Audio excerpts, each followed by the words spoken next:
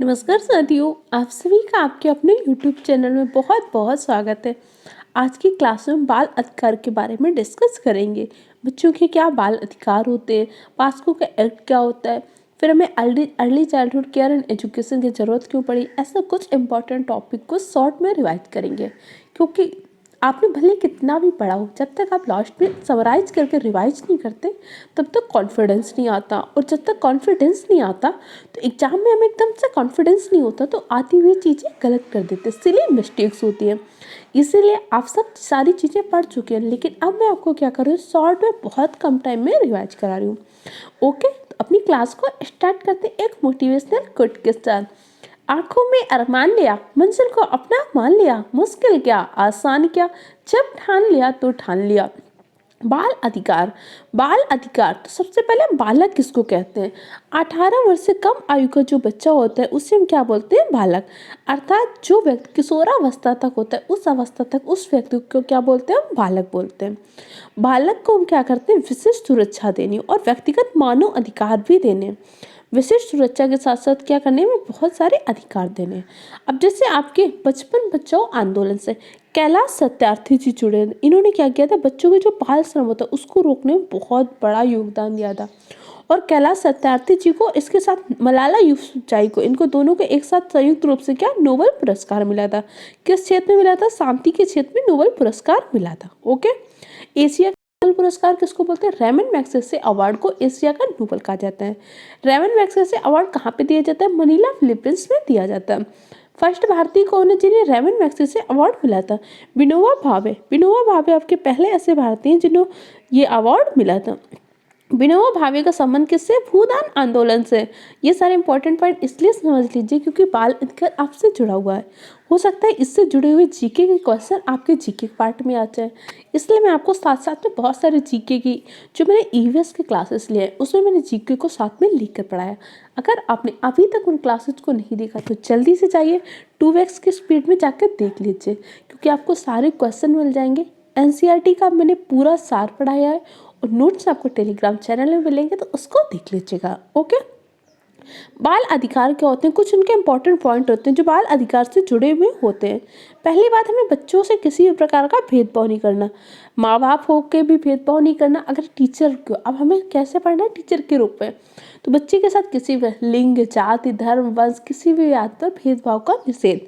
हमारे किस अनुच्छेद में? अनुच्छेद 15 में धर्म, जाति, लिंग, वंश, जन्म स्थान 5 आधार पर भेदभाव का निषेध किया गया। इन 5 आधार पर हम किसी भी व्यक्ति से भेदभाव नहीं कर सकते। माँ बाप की जिम्मेदारी, बच्चे को शिक्षा उपलब्ध कराना, उसके मानसिक स्वास्थ्य का ध्यान रखना, उसके शिक्षा, पोषण, स्वास्थ्य, इन सब का देखभाल रखना माँ बाप की जिम्मेदारी है। उसको स्वास्थ्य सुविधाएं, बहुत अच्छी स्वास्थ्य सुविधाएं उपलब्ध करानी है। अब इस टाइम पे जैसे मेंटल हेल्थ पे बहुत ज़्यादा काम चल रहा है, क्योंकि एक आंकड़ा आया था कि हमारे यहाँ पे क्या 6 से 7% लोग क्या हो रहे हैं? मानसिक स्वास्थ्य से पीड़ित हैं। और 2020 तक ये आंकड़ा कितना हो सकता है? 15% हो सकता है। इसीलिए मनोदर्पण जैसे कार्यक्रम चलाए गए कि बच्चों को क्या करना है? मानसिक स्वास्थ्य से अच्छा करना है, उनकी मेंटल हेल्थ को बहुत अच्छा करना है। हमारे पीएम जी करते हैं ना मन की बात, परीक्षा पर चर्चा, ये सब चीज़ें किस लिए हैं? ताकि हम अपनी बात को एक्सप्रेस कर पाएँ। हमारी फैमिली में कभी ये नहीं पूछा जाता कि आज आप कैसा महसूस कर रहे हैं। ऐसे बेसिक से क्वेश्चन बहुत कम पूछे जाते हैं। इसके लिए मानसिक स्वास्थ्य के लिए एक प्रोग्राम भी चलाया गया था, केयर प्रोग्राम, जिसको हमने इससे पहले की क्लास में डिस्कस किया। अगर आपने नहीं देखा तो उस क्लास को जरूर देख लीजिएगा। ओके, इसके अलावा दिव्यांग बच्चों के लिए उचित व्यवस्था। यहाँ पे विकलांग वर्ड गलत लिख गया, विकलांगियों को दिव्यांग बोला जाता है। ओके, आरपीडब्ल्यूडी का एक्ट जो 2016 का है, तो उससे आप विकलांग के स्थान पे हम दिव्यांग शब्द का प्रयोग करते हैं। आरपीडब्ल्यूडी एक्ट 2016 में हमने कितने प्रकार की दिव्यांगता का वर्णन किया? तो 21 प्रकार की दिव्यांगता का वर्णन किया। और हमें बच्चों को क्या करना है? नशीले पदार्थों से बचाव करना है, बच्चों की शिक्षा की व्यवस्था करना है। बच्चों को क्या निःशुल्क शिक्षा का अधिकार मिला है 6 से 14 वर्ष के बच्चों को। क्रीड़ा और सांस्कृतिक गतिविधियाँ, उनके खेल की व्यवस्था भी करनी है, उनके कल्चर्स की भी व्यवस्था करनी है। दुर्व्यवहार से रक्षा, बच्चों के साथ किसी भी प्रकार का दुर्व्यवहार ना हो पाए। अनाथ बच्चों की रक्षा करनी है, जो बच्चे अनाथ हैं उनके लिए भी रक्षा करनी है, उनके भी अधिकारों की। बाल श्रमिकों की सुरक्षा, जो बच्चे क्या करते हैं, जैसे 14 वर्ष से कम आयु के बच्चे, उनको खतरनाक स्थानों में, कारखाना में, खनन आदि में नहीं लगाएंगे। इसके अलावा यौन शोषण के बचाव के लिए आपका महत्वपूर्ण एक आया था, पास्को का एक्ट आया था। कब आया था? 2012 में पास्को का एक्ट आया था।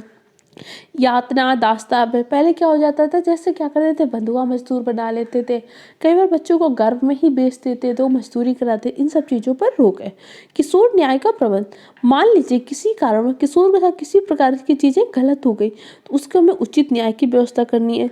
न्याय करते समय में क्या करना है, गोपनीयता का ध्यान रखना है, उसके पुनर्वास की व्यवस्था करानी है, बहुत सारी चीज़ों का ध्यान रखना है। हर चीज़ में हमें यह रखना है कि हमें बच्चे के अधिकार को सर्वोपरि रखना है। तो बाल अधिकार से जुड़े इंपॉर्टेंट पॉइंट हमने डिस्कस कर लिए। इन्फॉर्मेशन कैसे लगी कमेंट सेक्शन में बताइएगा और चैनल को सब्सक्राइब कर लीजिए ऐसे महत्वपूर्ण वीडियो के लिए। ओके।